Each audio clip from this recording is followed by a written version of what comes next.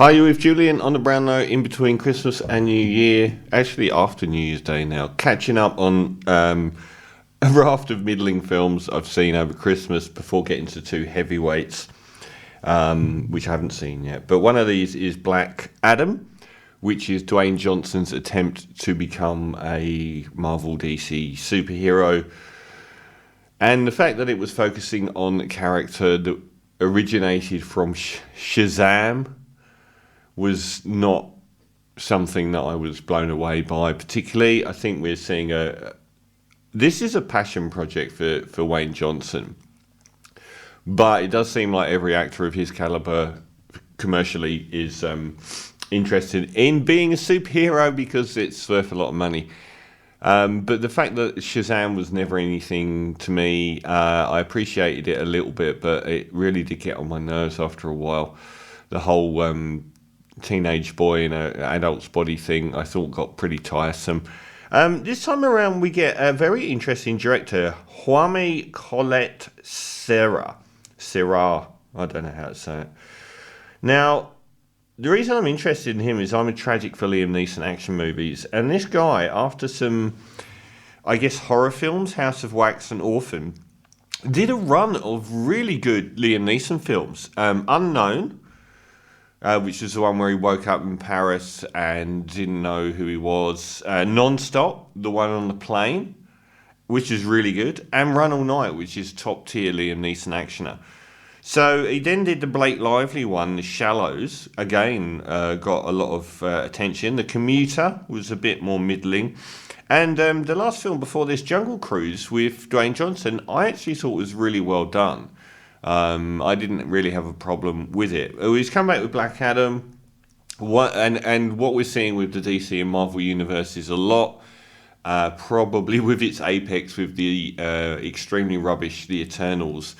Was they're getting, like, scraping the barrel as far as these characters go now. It doesn't matter. You know, no one's going to invent a new comic book character. What happened there?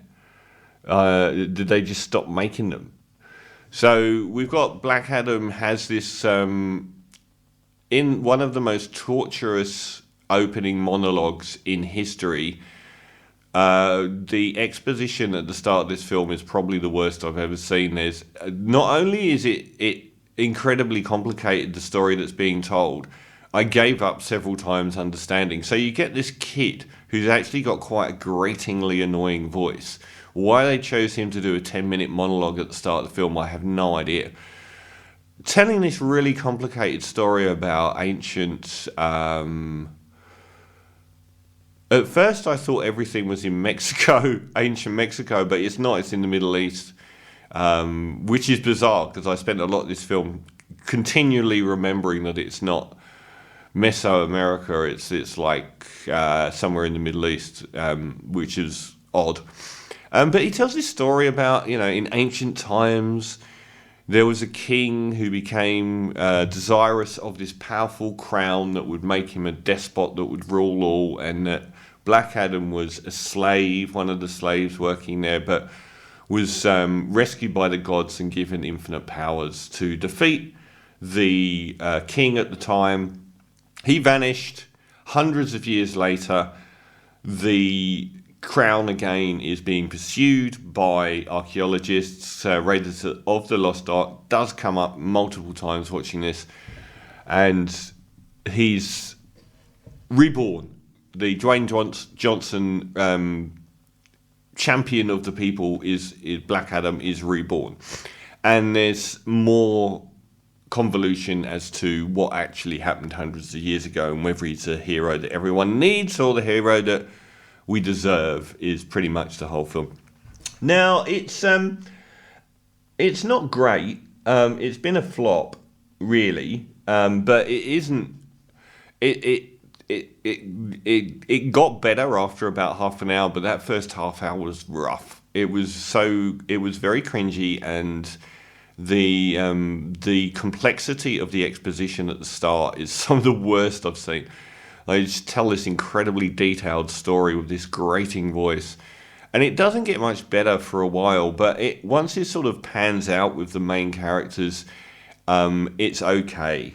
from that point on. So we get Dwayne Johnson is pretty decent as the character because he's not a nice guy and not a heroic guy. This is no Captain America. This is like dark Superman.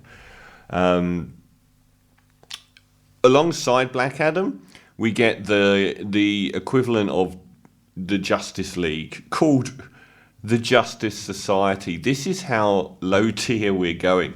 We don't even get the Superman and Wonder Woman. We get the Justice Society with a flyy around man with wings who looks exactly the same as another character you kind of recognise from somewhere else, X-Men perhaps, which is pretty much to go with everything on here. Sarah Shahi, I thought was good as the female lead. She's the local person who actually sides with Black Adam and says people are siding with Black Adam, whereas the Justice Society want to put Black Adam in a box because he's a powerful being from, they shouldn't be allowed out. She's from the L Word. I really liked her. I thought she was a standout in the film.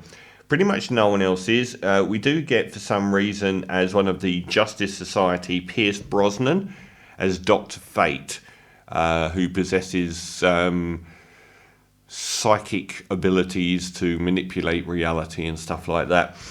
The weird thing about this, one of the things that I think is going to finally kill comic book movies is casting. So the people at studio heads continually want to throw teen-friendly, Shuri-friendly people at the screen who aren't very good. And we get two here.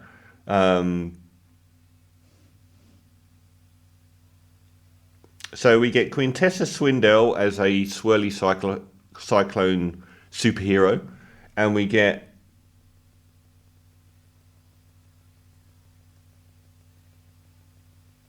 Noah Centineo as Atom Smasher, who is grows giant exactly the same way that Ant-Man grows giant, exactly the same.